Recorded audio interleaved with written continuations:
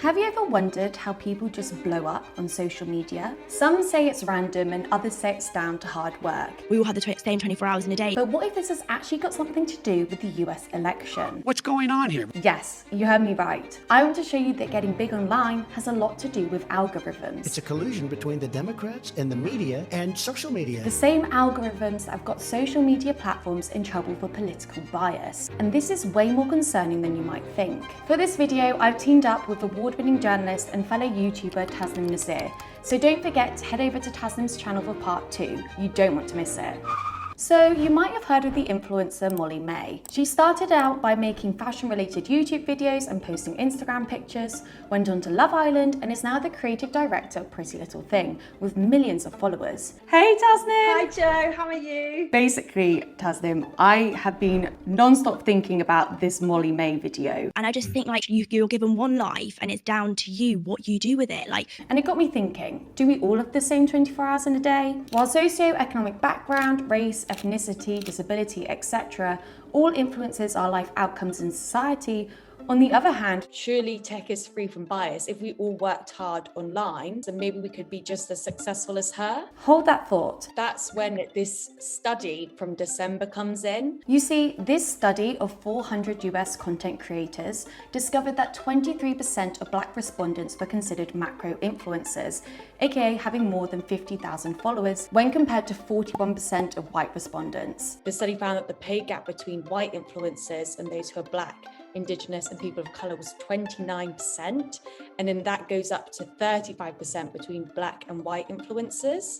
Most concerningly, the gap this study uncovered in influencer marketing vastly overshadows the gaps in any other industry in the US. Although this is quite a small US-based study, it does raise a lot of concerns. The findings are absolutely shocking, and it's disheartening as well to think that these things actually play a part. The study said that in the influencer industry, where affluence and connections play an outsized role, and with social platform algorithms perpetuating inequity, these forces are amplified by orders of magnitude. So that's what sort of got me thinking, what is it specifically about these algorithms that could be exacerbating this problem? Yeah, no, absolutely. I mean, for example, now I'm doing quite a lot of YouTube content as well. And however hard I seem to be working, sometimes I do see like there's kind of big drops of engagement, and obviously I keep thinking to try and improve the content, but it's really interesting to see that there could be other factors at play that might also be influencing what gets,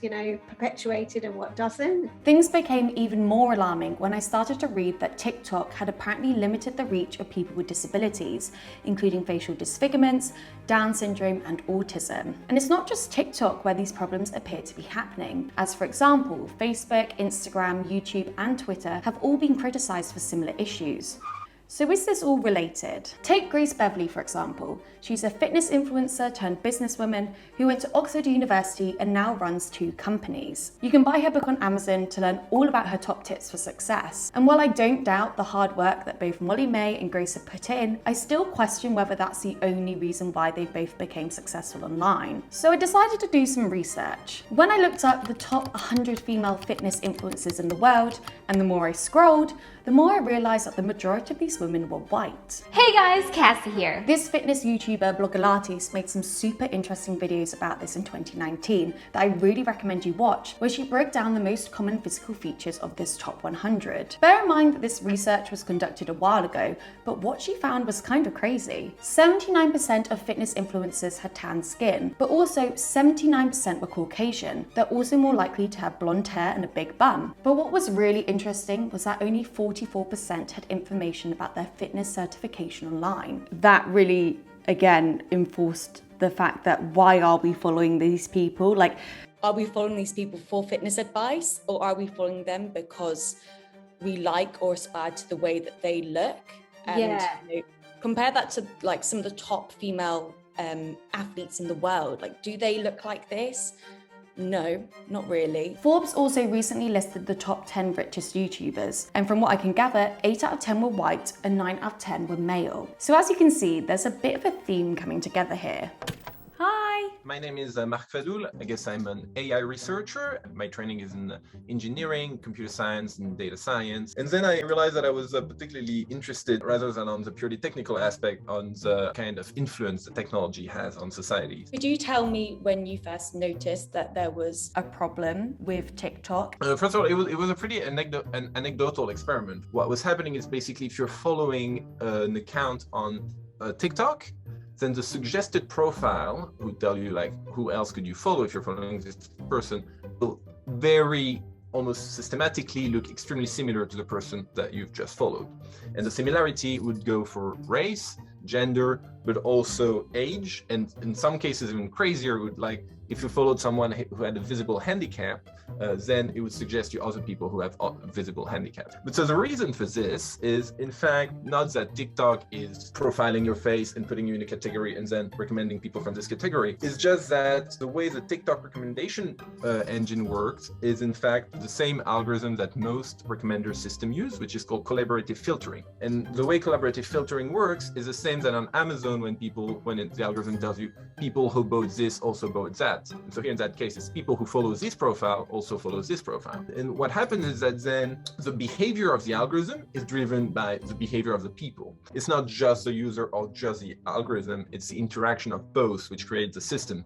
And definitely there is this feedback loop, because as soon as you start liking a blonde profile and you're recommended other blonde profiles, then you're going to more likely that you're going to follow them, and then you're starting reinforcing the system. I tried this out on TikTok, and I also tried this out on Instagram, and I found very similar results as well. Did you find like the kind of content you were watching, you'd see very similar people fronting those content, or? Yeah, and I think what's so interesting about that is why isn't this based on, people who are doing the same style of dance, or it just like the same genre of TikTok? Do you think that this feedback loop, it favors a particular appearance on TikTok at the moment? There is definitely there is cultural biases in general that in Western society, people prefer people who have a certain beauty standard, and this beauty standard is highly racially oriented. And so this phenomenon definitely also translates in the world of social media influencers. And then because there is this existing bias, the algorithm will pick up on it and reinforce it.